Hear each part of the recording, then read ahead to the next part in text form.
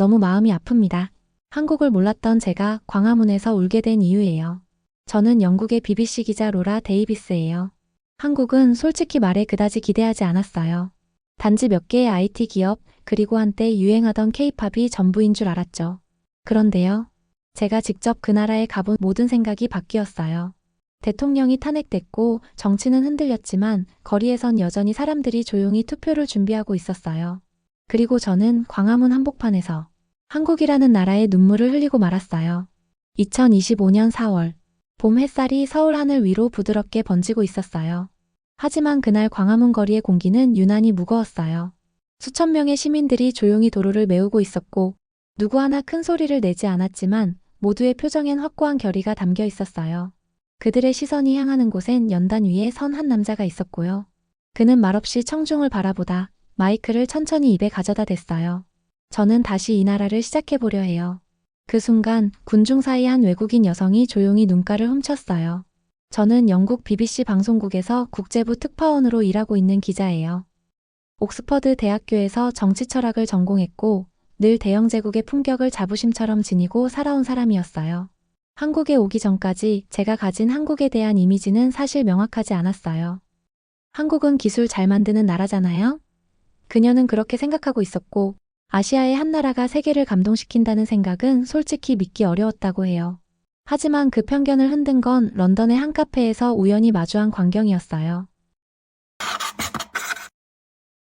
그날 저는 피카딜리 서커스 근처 카페에서 커피를 마시며 윈스턴 처칠의 전기를 읽고 있었어요. 산업혁명과 세계대전의 위험, 셰익스피어의 문장들이 담긴 책 속에서 영국의 정신을 다시금 되새기던 참이었죠. 그런데 옆 테이블에서 들리는 소리가 제 집중을 깨뜨렸어요. 사과는 사과예요.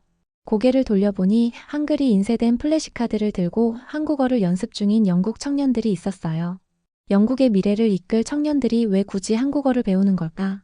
그녀는 솔직히 당황스러웠다고 해요. 왜 한국어를 배우세요? 그녀는 호기심을 참지 못하고 말을 걸었어요. 혹시 한국어 배우는 이유가 있나요? 그 청년은 웃으며 대답했어요. 요즘 한국 문화에 매료됐어요. 단순히 재미있다는 걸 넘어서 되게 멋있고 깊어요. 로라는 고개를 갸웃했어요. 셰익스피어와 밀턴의 나라에서 왜 굳이 한국의 드라마나 음악에 감동을 받는 걸까? 그 순간 그녀 마음속에 작지만 강한 균열이 생겼다고 해요. 혹시 내가 정말 중요한 뭔가를 놓치고 있었던 건 아닐까? 로라는 책을 덮고 집으로 돌아가 BBC 데이터베이스를 뒤지기 시작했어요. 삼성전자의 반도체 점유율, 현대조선의 수주 세계 1위, 오징어 게임의 글로벌 흥행, 유엔에서 한국어를 6대 공용어로 채택하려는 논의까지. 그리고 가장 충격적이었던 건 2024년 대한민국 대통령 탄핵이라는 뉴스였어요. 헌법재판소의 만장일치 결정, 그리고 시민들의 평화로운 반응까지. 한 나라의 대통령이 파면당했는데 시민들이 흥분하지 않고 침착하다는 게 이건 우리가 흔히 알던 아시아의 정치가 아니었어요. 그녀는 그렇게 말했어요. BBC 본사의 로라는 취재 요청서를 올렸어요. 제목은 간단했어요. 대한민국 지금 이 나라에서 민주주의가 다시 태어나고 있습니다. 며칠 뒤 본사는 승인했고 그녀는 인천국제공항행 비행기에 몸을 실었어요. 2025년 4월 한국은 이미 뜨겁게 달아오르고 있었어요. 세종문화회관 앞 광화문 광장은 유세를 알리는 확성기 소리 대신 조용하고 단정한 음악이 흘러나오고 있었어요. 대한민국은 누구의 것인가요? 우리는 무엇을 선택해야 할까요? 화면에 흐르는 질문들 속에서 무대 위로 한 남자가 걸어 나왔어요. 검은 정장 하얀 와이셔츠. 화려하지 않은 차림이었지만 그의 눈빛은 확실한 무게를 품고 있었어요. 그 이름은 이재명이었어요. 로라는 사람들 사이에서 조용히 서 있었어요. 그녀의 수첩엔 성남시장 경기도지사 대통령 후보 짧은 이력 정리만 적혀 있었지만 그는 단순한 정치인 이상으로 느껴졌어요. 이재명은 연단 앞에서 마이크를 잡고 잠시 눈을 감은 채 이렇게 말했어요. 저는 다시 이 나라를 시작하고 싶어요. 가난한 아이였던 저를 여기까지 걸어오게 만든 이 나라.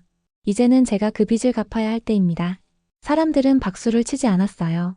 그저 조용히 고개를 끄덕이고 있었어요. 로라는 그 장면이 이상하게 먹먹했다고 말했어요.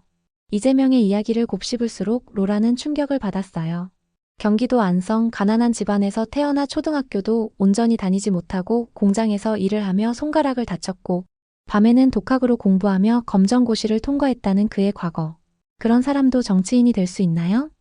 로라는 조심스럽게 통역사에게 물었어요. 그녀는 대답했어요.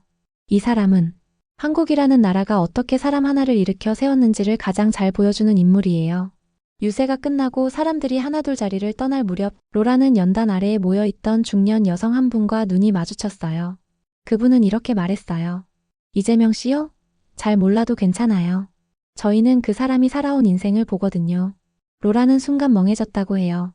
영국 정치에서 정책보다 사람이 먼저 언급되는 건 드문 일이었거든요. 이재명은 이날 복지 정책과 청년 창업 지원, 그리고 기술 인재 양성을 강조했어요. 하지만 로라의 메모장에 가장 크게 적힌 건 다음의 문장이었어요.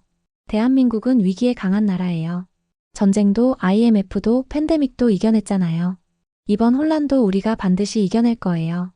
그 순간 로라는 느꼈다고 해요. 이 사람이 말하는 미래는 공식 문서 속 비전이 아니라 삶에서 우러난 약속 같다고요. 하늘이 점점 붉게 물들고 있었어요. 광화문 광장은 이제 조용했고 거리는 일상으로 돌아가고 있었어요. 하지만 로라의 가슴은 무언가 단단한 울림으로 가득했어요. 한국이란 나라는 상처를 숨기지 않아요. 오히려 그 상처를 꺼내 보여주며 함께 이겨내자고 말하네요. 그녀는 수첩을 덮으며 다음 인터뷰 장소로 이동할 준비를 했어요. 이번에는 또 다른 남자. 조용한 카리스마를 가진 법무부 출신의 젊은 정치인이라고 들었어요. 그의 이름은 한동훈이었어요. 종로구에 위치한 작은 시민회관. 선거철임에도 웅장한 무대나 대형 스크린은 보이지 않았어요. 그 대신 단정한 연단 하나, 그리고 정장을 차려입은 남자가 조용히 걸어 나왔어요. 그를 본 순간 로라는 공기를 가르는 무언가를 느꼈다고 해요. 마치 법정에서 판결을 기다리는 긴장감 같은 것이요. 그 사람의 이름은 한동훈. 로라는 이전까지 이 이름을 몇 차례 기사에서 보았지만 그가 실제로 어떤 사람인지는 잘 몰랐어요. 한동훈은 연단에 서자마자 군중을 둘러보지도 않았어요. 그는 A4용지 한 장을 꺼내 들고 조용하고 절도 있는 목소리로 말문을 열었어요. 무너진 신뢰를 회복하겠습니다. 국민이 느끼는 분노, 그건 정치의 책임입니다. 딱 잘라 떨어지는 문장들이 이어졌고 그의 말투는 따뜻함보다는 확신에 가까웠어요. 로라는 메모장에 이렇게 적었어요. 감정은 억제하고 논리는 꺼내 보인다. 그는 설득하려 하기보다 확인시켜주고 있는 느낌. 한동훈은 검사 출신이에요. 윤석열 정부 당시 법무부 장관을 지냈고 이후 집권 여당의 대표직에 올랐던 인물이에요. 하지만 윤 대통령 탄핵 이후 그는 모든 직을 내려놓았고 정계 은퇴설까지 돌았다고 해요. 그런 그가 지금 다시 국민 앞에 섰어요. 그것도 무너진 국가의 신뢰를 다시 세우겠다며 대통령 후보로서 돌아온 거예요.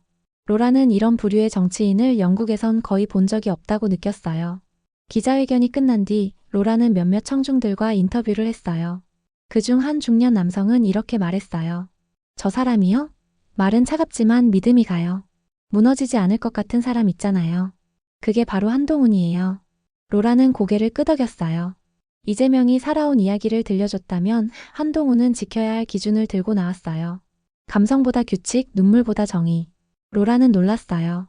그의 나이는 이제 50을 갓 넘긴 정도였고 외모도 깔끔하고 세련돼 보였지만 그 속에서 느껴지는 분위기는 이상할 만큼 단단했어요.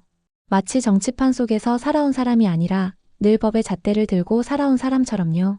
그리고 그가 연단을 떠나기 직전 짧게 한마디를 덧붙였어요. 이 나라는 흔들릴 수는 있어도 무너지게 두진 않겠습니다. 로라는 그 말이 가식 없이 들렸다고 했어요. 이틀 전 광화문에서 봤던 이재명. 오늘 이곳에서 마주한 한동훈. 그들은 너무나 달랐어요.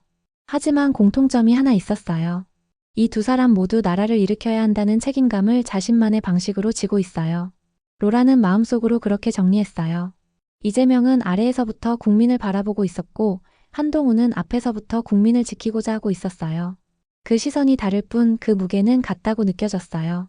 그리고 며칠 뒤 로라는 세 번째 인물을 만나기 위해 경기도 수원으로 향했어요. 그는 가장 조용히 움직이고 있었지만 국민이 가장 현실적인 믿음을 기대하는 인물 중 하나였어요. 김동연이라는 이름이 그녀의 취재노트 위에 조심스럽게 올라가기 시작했어요. 경기도 수원. 서울에서 남쪽으로 1시간 남짓 떨어진 이곳은 평범한 도시였어요. 그날 로라 기자는 거대한 유세장이 아닌 작은 마을 도서관 앞에서 한 인물을 만났어요. 연단도 없고 피켓도 없는 소박한 공간이었어요. 그리고 거기 김동연이라는 이름표가 달린 파란색 바람막이를 입은 남자가 조용히 사람들과 인사를 나누고 있었어요. 로라는 그의 유세를 따라다니는 몇 시간 동안 한 번도 박수갈채나 환호를 듣지 못했어요. 하지만 이상하게도 그 누구도 그의 말을 허투루 듣지 않았어요. 그는 어깨에 힘을 주지 않았고 말끝을 높이지 않았어요. 그 대신 눈을 마주치고 질문이 들어오면 끝까지 귀 기울였어요. 정치는 누가 가장 크게 외치느냐가 아니라 누가 가장 많이 들어주는가입니다. 그 말이 로라의 마음속에 조용히 스며들었어요. 김동연 후보는 경제관료 출신이에요. 기획재정부 장관, 경제부총리를 거치며 나라의 돈과 정책을 설계했던 사람이라고 해요. 로라는 그 이력을 보며 영국의 재무장관들과 비교해봤어요. 하지만 김 후보는 놀랍게도 고졸 출신 소년 가장에서 야간대학을 다니며 경제학자가 된 사람이었어요. 그가 걸어온 길을 보며 로라는 메모장에 이렇게 적었어요. 그는 국가를 설계했던 사람이고 인생은 스스로 설계해온 사람이에요. 김동연은 이날 지역 시민들과 원탁 토론을 진행했어요. 재정 건전성을 유지하면서도 복지를 확대하려면 어떻게 해야 하죠? 그 질문에 그는 통계 대신 사람의 이야기로 대답했어요. 제가 어릴 때 시장 좌판에서 일하며 하루 500원 벌던 기억이 있어요. 그 돈으로 우유를 사 마시고 그걸로 하루를 버텼어요. 국가 예산도 마찬가지예요. 필요 없는 걸 줄이고 꼭 필요한 곳엔 먼저 써야 합니다. 로라는 그 순간 그가 단순한 관료가 아니라 삶을 기억하는 경제인이라는 생각이 들었어요. 유세가 끝난 뒤 김동연 후보는 천천히 시민들과 악수를 했어요. 그의 손은 딱딱하게 굳어 있었고 등은 조금 굽어 있었지만 그 얼굴은 평온했어요. 로라는 그를 인터뷰하며 이렇게 물었어요. 왜 지금 다시 정치를 하시려는 건가요? 그는 잠시 고개를 들고 웃었어요. 저는 이 나라가 극단으로 흘러가는 게 안타까워요. 분열 말고 균형이 필요해요. 그걸 만들 줄 아는 사람 꼭 한 명은 있어야 하지 않겠어요? 로라는 서울로 돌아오는 KTX 안에서 조용히 생각을 정리했어요. 세 사람 모두 말투도 태도도 다르지만 공통점이 있어요. 지금의 혼란 속에서 내가 책임지겠다고 말하고 있다는 거요. 정치적 언어가 아니라 사람의 문장이 느껴지는 순간들이었어요. 그리고 다음날 로라는 다시 BBC 서울지국으로 향했어요. 본사에 보낼 첫 영상 스크립트를 정리해야 했거든요. 그녀는 커피 한 잔을 내려놓고 컴퓨터를 켜며 이렇게 속으로 중얼거렸어요. 한국은 지금 3명의 길 위에 서 있어요. 그리고 그 셋은 같은 곳을 바라보면서도 서로 다른 길로 가고 있네요. 이른 아침 서울 마포구. 지하철 6호선 공덕역 앞 수많은 시민들이 출근길을 재촉하고 있었어요. 로라 기자는 조용히 그들 틈에 섞여 있었어요. 손에 피켓을 들고 있는 청년 기본소득 지지합니다. 잠시 멈춰 스마트폰으로 정치 유튜브를 시청 중인 50대 여성, 그리고 사탕을 나눠주며 투표를 독려하는 고등학생들까지. 그녀는 생각했어요. 정치는 누가 나올까를 기다리는 게 아니라 내가 어떻게 바꿀까를 고민하는 과정이었어요. 대한민국은 한때 언론의 자유가 억압받던 시기를 겪었고 한밤중 트럭에 실려가던 시절도 있었어요. 하지만 이제 광화문광장에서는 매주 다양한 주제가 열리고 있었고 청계천에서는 청년들이 자유롭게 사회 이슈를 논의하고 있었어요. 로라는 유독 한 할머니가 나누던 말을 기억했어요. 옛날엔 말하는 것도 무서웠어요. 그런데 지금은요? 말해야 바뀌는 거니까요. 그 목소리는 작았지만 그 속엔 수십 년을 살아낸 사람만이 가진 말할 자격이 느껴졌어요. 버스 정류장 옆 전신주 아래 아파트 입구마다 붙어있는 이재명, 한동훈, 김동연 그리고 무소속 후보들의 포스터들. 하지만 시민들은 그 얼굴보다 그 사람의 행동을 더 잘 기억하고 있었어요. 이 사람은 시장 시절에 우리 골목길 직접 다녔어요. 저 후보요? 검사일 때 뉴스에서 매일 봤죠. 이분은 지난번에 기재부에서 IMF 협상하던 사람이잖아요. 로라는 감탄했어요. 대한민국 유권자들은 후보를 포스터로 알지 않아요. 그 사람의 시간과 기록으로 기억하고 있었어요. 토요일 오후 서울 홍대 앞 광장에선 청년들이 토크 콘서트를 열고 있었어요. 주제는 우리가 바라는 대한민국. 로라는 그곳에 앉아 무대에 오른 20대 청년의 말을 들었어요. 지금은요, 단순히 한 명을 뽑는 게 아니에요. 우리 사회의 기준을 새로 정하는 거예요. 그 말에 청중들이 조용히 박수쳤어요. 누군가는 눈물을 닦았고 누군가는 고개를 크게 끄덕였어요. 로라는 그 광경을 바라보며 이렇게 적었어요. 정치는 이 나라에서 논쟁이 아니라 성장의 방식이에요. 한강공원에서 유세용 차량에서 흘러나오던 음악이 멈춘 뒤 한 시민이 조용히 이런 말을 건넸어요. 이젠 우리가 알아서 고르죠. 누가 우리를 울리고 누가 우리를 생각하게 만들었는지를요. 그 말을 들으며 로라는 진심으로 감탄했어요. 기자가 되어 수많은 나라를 다녔지만 정치가 이토록 일상의 언어가 된 곳은 처음이었어요. 서울역 앞에서 한 부부가 서로 손을 꼭 잡고 걸어가는 모습을 본 로라는 갑자기 가슴이 뭉클해졌다고 말했어요. 그들의 손에 들려있던 건 사전투표 안내문 한 장이었어요. 그 장면을 끝으로 로라는 카메라를 껐어요. 한국을 강하게 만드는 건 정치인이 아니었어요. 바로 이 평범한 사람들의 용기였어요. 그녀는 그날 저녁 BBC 본사에 보낼 보고서의 첫 문장을 이렇게 시작했습니다. 서울의 거리는 대화를 시작할 준비가 끝난 민주주의의 교실 같아요. 로라 기자는 서울에서의 마지막 밤 광화문 근처 호텔 방에 앉아 취재 노트를 정리하고 있었습니다. 책상 위에는 3명의 후보에 대한 관찰, 거리에서 만난 시민들의 목소리, 그리고 그녀 자신의 감정이 담긴 메모들이 펼쳐져 있었습니다. 타이핑을 하다 멈춰 서서 그녀는 혼잣말을 했습니다. 이건 단순한 대선이 아니었어요. 이건 한국이라는 나라가 스스로를 다시 정의하는 과정이었어요. 로라는 BBC 본사에 보낼 보고서를 쓰며 자신이 알고 있던 정치의 개념이 한국에서 완전히 새로워졌다고 느꼈습니다.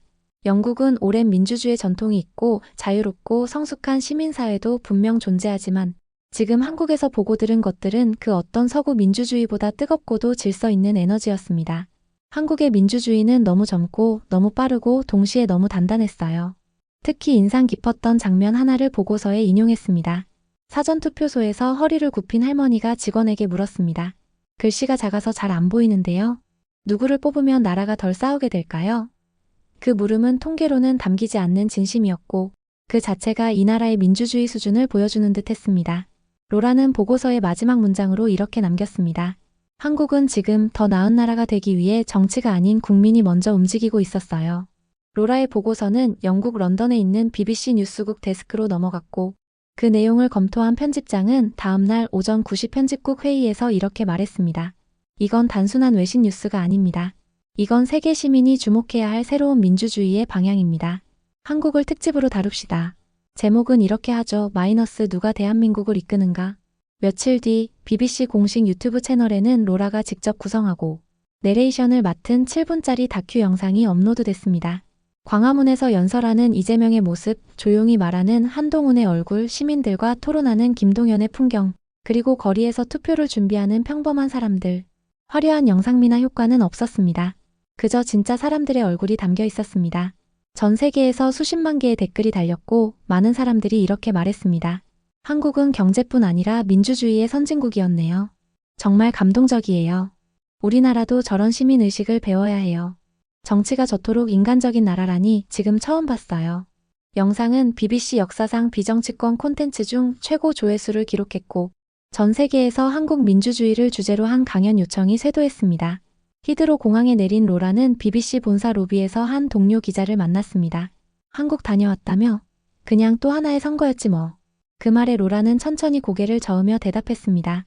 그렇게 말할 수 없어요. 거긴요, 국민들이 직접 역사를 쓰고 있는 나라였어요. 그리고 그녀는 자신의 노트북을 열고 다음 기획을 적기 시작했습니다. 한국어는 왜 전 세계를 사로잡고 있는가? 대한민국이 보여준 새로운 기준, 문화, 기술, 그리고 정신이에요. 런던 BBC 본사 회의실에서 커다란 디지털 스크린 앞에 선 로라. 기자는 진지한 표정으로 프레젠테이션을 시작했습니다. 우리가 한국을 다시 봐야 하는 이유, 그건 단순히 한 국가의 대선 때문이 아니었어요. 그들은 지금 새로운 국제 기준을 만들고 있었어요.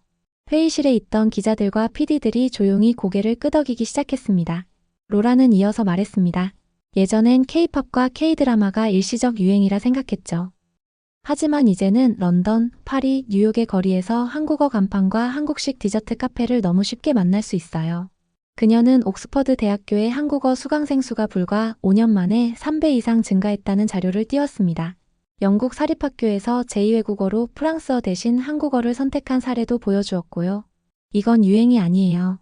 세상이 새로운 문화적 중심을 찾아가고 있다는 증거예요. 다음 슬라이드엔 삼성전자, SK하이닉스, 현대자동차가 나왔습니다. 로라는 짧고 정확하게 설명했습니다. 메모리 반도체 세계 시장 점유율 1위, 폴더블폰 세계 최초 상용화, 고부가가치 LNG선 세계 최다 수주. 한국은 지금 기술의 최고를 향해 달리는 나라가 아니에요. 이미 기술의 기준을 만드는 나라예요. BBC 테크 부서의 한 기자는 놀란 얼굴로 속삭였습니다. 우린 언제 저만큼 올라갔지? 로라는 마지막 슬라이드에서 3명의 후보를 언급했습니다. 소년공장에서 대통령 후보가 된 이재명, 무너진 당에서 다시 출마한 한동훈, 기획재정부에서 시민토론장을 찾은 김동연. 이건 단순한 정치인의 서사가 아니에요. 이건 국민의 이야기예요. 그리고 그 정신은 극복, 연대, 제도전이에요. 그녀는 서울 사전투표소에서 만났던 허리를 굽힌 할머니를 떠올렸습니다. 누굴 뽑아야 나라가 덜 싸우게 될까요? 그 말은 지금도 로라의 마음속에 깊이 남아 있었습니다. 로라는 회의를 마치며 이렇게 말했습니다. 과거에는 우리가 한국을 도왔어요. 하지만 이제는 우리가 한국에게 배워야 해요. 기술로만 강한 나라가 아니에요. 문화로만 사랑받는 나라가 아니에요. 이 나라는 사람으로 존경받는 나라예요. 그 순간 회의실은 조용해졌고 BBC는 그녀의 제안을 받아들였습니다. 그날 오후 로라는 두 번째 특집 다큐멘터리의 구성안을 시작했습니다. 제목은 문자 이상의 언어 한국어 세계를 물들이다. 그녀는 마지막에 이렇게 적었습니다.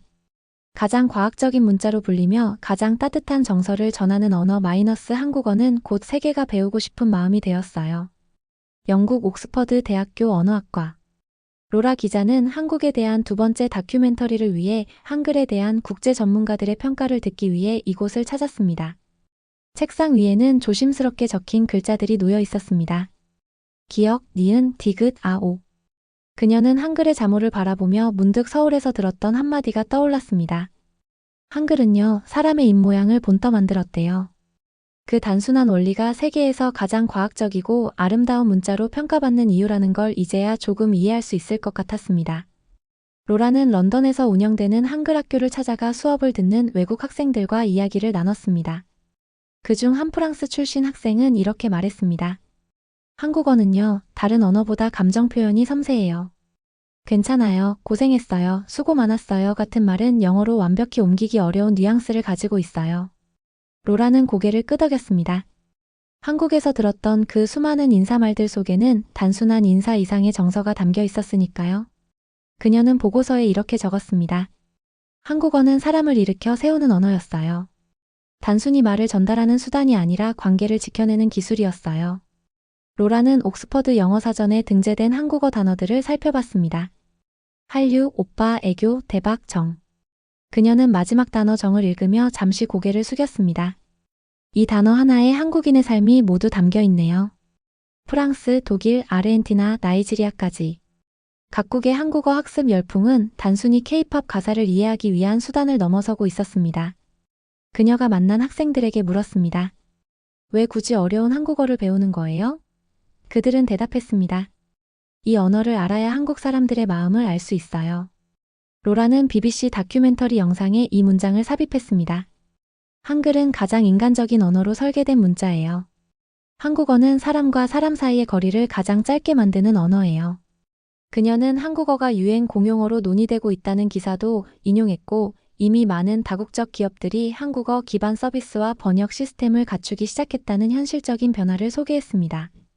BBC 내부의 리뷰 회의에서 한 PD는 이렇게 말했습니다. 이 정도면 언어 이상의 현상이에요. 이건 새로운 문명 코드예요. 로라는 그 말을 듣고 살짝 웃으며 대답했습니다. 맞아요. 한국은 새로운 언어로 새로운 시대를 정의하고 있어요. 다큐멘터리의 마지막 장면에서 로라는 이렇게 내레이션을 마무리했습니다. 전쟁과 침묵의 시대를 지나 이제는 노래하고 표현하고 세계를 감동시키는 목소리가 되었어요. 한국어는 이 시대의 희망의 언어예요. 그 장면이 끝나자 BBC 편집실 안에선 말없이 기립박수가 이어졌습니다. 2025년 5월 BBC 글로벌 뉴스룸. 전 세계 특파원들이 모이는 원래 전략회의가 열리는 날이었습니다. 한켠에 앉아있던 로라 기자는 잠시 머뭇거리다 조용히 손을 들었습니다. 저는 한국에 대해 한마디만 더 덧붙이고 싶어요. 회의실 안이 조용해졌고 로라는 지난 2달간 자신이 본 한국의 풍경을 꺼내놓기 시작했습니다. 그 나라는요, 국가보다 사람을 먼저 보여줬어요. 정치가 흔들리고 대통령이 탄핵되고 거리에 혼란의 그림자가 드리워졌을 때도 한국은 무너지지 않았습니다. 그건 법 때문도 시스템 때문도 아니었습니다. 로라는 말했습니다. 한국을 지킨 건 거리에서 조용히 투표소로 향하던 시민들이었어요. 서로를 향해 외치기보다 스스로를 먼저 돌아보던 사람들 때문이었어요. 이재명은 말했습니다. 이 나라가 저를 키웠으니 이젠 제가 이 나라를 위해 살아야 해요. 한동훈은 말했습니다. 혼란은 책임의 부재에서 옵니다. 정치가 책임을 져야 합니다. 김동연은 말했습니다. 국가를 다시 설계할 때 극단이 아닌 균형이 필요합니다. 로라는 그들의 말을 기억하며 이렇게 정리했습니다. 이 세 사람 모두 당선보다 책임을 먼저 말한 사람들이었어요. 로라는 회의 자료에 서울거리 곳곳에 사진을 올렸습니다. 사전투표소 앞에 줄을 선 어르신들, 아이 손을 잡고 유세장을 지나는 젊은 부부, 후드티 차림으로 토론회에 참여한 고등학생. 그 사진 하나하나에 고민하는 얼굴이 담겨 있었습니다. 그들은요, 무엇이 정답인지 모르지만 적어도 어떻게 살고 싶은지는 누구보다 확실하게 알고 있는 사람들이었어요. 로라는 마지막으로 영국의 상황과 한국을 조심스럽게 비교했습니다. 우린 과거의 영광을 너무 오래 붙잡고 있었던 건 아닐까요?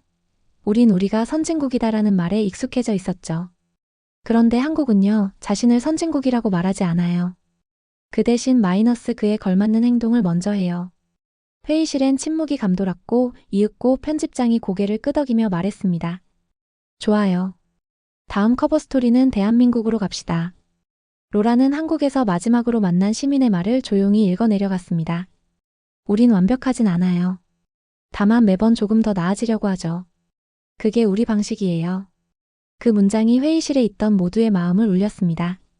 로라는 회의가 끝난 뒤 사내 게시판에 짧은 글을 남겼습니다. 지금 세계가 주목해야 할 나라는 군사력으로 위협하는 나라가 아니에요. 기술과 문화 그리고 무엇보다 사람의 품격으로 세상을 바꾸는 나라예요. 그리고 마지막 줄에 그녀는 조용히 한 글자를 적었습니다. 대한민국 2025년 6월 3일 대한민국 제22대 대통령 선거 당일 서울, 부산, 광주, 대구, 제주 전국의 투표소에선 이른 새벽부터 긴 줄이 이어졌습니다.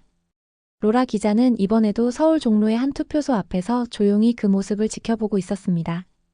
그녀의 손엔 취재 수첩이 아닌 따뜻한 커피 한 잔과 그동안의 기억들이 고요히 담겨 있었습니다. 탄핵이라는 정치적 격변, 혼란과 피로, 정당 간의 치열한 대립. 하지만 국민들은 흔들리지 않았습니다. 누구보다 조용히 그러나 단호하게 자신의 선택을 위해 움직였습니다. 혼란은 있었지만 이 나라는 멈추지 않았어요. 로라는 그렇게 적었습니다. 선거란 승자와 패자를 가르는 것이 아니라 국민이 어떤 가치 위에 서 있는지를 보여주는 시간이에요. 한국은 그걸 증명해 보였습니다. 누구도 선동하지 않았고 누구도 폭력으로 싸우지 않았습니다. 광장에서, 카페에서, 학교 앞에서 사람들은 다만 서로의 의견을 경청하고 기록하고 기다렸습니다. 그게 민주주의였습니다.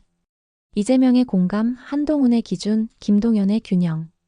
세 사람의 언어는 달랐지만 모두가 하나의 문장을 향하고 있었습니다. 이 나라를 다시 믿게 만들겠다. 그리고 그 말을 진심으로 들어주고 행동으로 보여준 사람들이 바로 대한민국 국민이었습니다. 로라는 메모장 한 구석에 이렇게 크게 적어두었습니다. 정치는 국민의 성숙도를 따라갈 뿐이에요. 로라 기자는 처음 한국에 오기 전까지 이 나라가 그렇게 특별한 줄 몰랐습니다. 하지만 지금 그녀는 자신 있게 말할 수 있습니다. 한국은 세계가 따라가야 할 미래예요. 기술이 앞서 있지만 사람을 잊지 않고 경제가 성장했지만 공동체를 소중히 여기고 선진국이 되었지만 여전히 배우려는 자세를 가진 나라. 그게 바로 대한민국이 세계 속에서 보여준 품격이었습니다. 영상의 마지막 로라 기자의 목소리가 울려 퍼집니다. 광화문 한복판에서 들었던 그 말 괜찮아요. 그건 한국어 중에서 제가 가장 좋아하는 단어예요. 실수해도 괜찮아요. 늦어도 괜찮아요. 넘어져도 다시 일어나면 괜찮아요. 이 나라가 그렇게 말해줬어요. 우리도 괜찮다고. 그래서 저는 믿어요. 이 나라 정말 괜찮은 나라예요. 우린 누구보다 열심히 살아왔습니다. 태풍이 오면 몸을 숙였고 한파가 몰려오면 서로 손을 내밀었습니다. 누가 우리를 알려주지 않아도 우린 스스로 길을 만들었습니다. 대통령이 바뀌고 정권이 뒤집혀도 우린 내일 아침엔 똑같이 출근했습니다. 버스 기사님은 첫 차를 몰았고 편의점 알바생은 도시락을 정리했고 엄마는 아이 손을 잡고 투표소로 향했습니다. 그게 우리였습니다. 누가 시켜서 한 게 아니라 우리가 믿는 가치였기 때문입니다. 우린 대단한 걸 원하지 않습니다. 다만 서로를 무너지지 않게 붙잡아주는 나라. 그런 나라에서 살고 싶었습니다. 정치는 때로 실망을 주지만 그걸 이겨내는 건 늘 우리였습니다. 지나온 70년이 그랬고 지금 이 순간도 마찬가지입니다. 2025년 대한민국 선진국이란 이름은 어쩌면 제도가 아니라 사람으로 완성되는 것일지 모릅니다. 평범한 사람들이 조용히 손을 들어 투표 용지를 꺼내는 모습이 잔잔한 음악과 함께 스쳐 지나갑니다. 그들 모두의 얼굴엔 이렇게 써 있는 듯합니다. 우린 오늘도 이 나라를 믿어요. 저녁 무렵 로라는 서울의 작은 카페에 앉아 마지막 원고를 정리하고 있었습니다. 창밖으로는 퇴근길 사람들이 바쁘게 오가고 있었습니다. 그녀의 옆자리에 앉은 한 청년이 물었습니다. 외국 분이신가요? 한국은 어떠세요? 로라는 잠시 생각에 잠기더니 미소 지으며 대답했습니다. 이곳에서 배운 것들이 너무 많아요. 어떤 나라든 배울 점이 있지만 한국은 특별해요. 이 나라는 단순히 발전한 게 아니라 자신만의 방식으로 성장했어요. 그게 세계에 주는 희망이라고 생각해요. 청년은 그 말에 부끄러운 듯 웃으며 말했습니다. 우리는 그냥 평범하게 살아가는 것뿐인데요. 로라는 고개를 저었습니다. 그 평범함이 가장 특별한 거예요. 세상을 바꾸는 건 거창한 선언이 아니라 매일 아침 묵묵히 자리를 지키는 사람들이니까요. 밤이 깊어갈 무렵 로라는 서울의 밤하늘을 바라보며 마지막 원고의 제목을 적었습니다. 세계가 배우고 싶은 나라 마이너스 대한민국의 품격. 그리고 그녀는 자신이 처음 이 나라에 왔을 때 배웠던 한국어 한마디를 조용히 읊조렸습니다. 감사합니다. 그 말 한마디에 그동안의 모든 취재와 감동이 담겨 있었습니다. 로라는 느꼈습니다. 이 나라의 진짜 힘은 화려한 기술도 강한 경제력도 아닌 묵묵히 서로를 지켜온 사람들의 마음에서 비롯된다는 것을.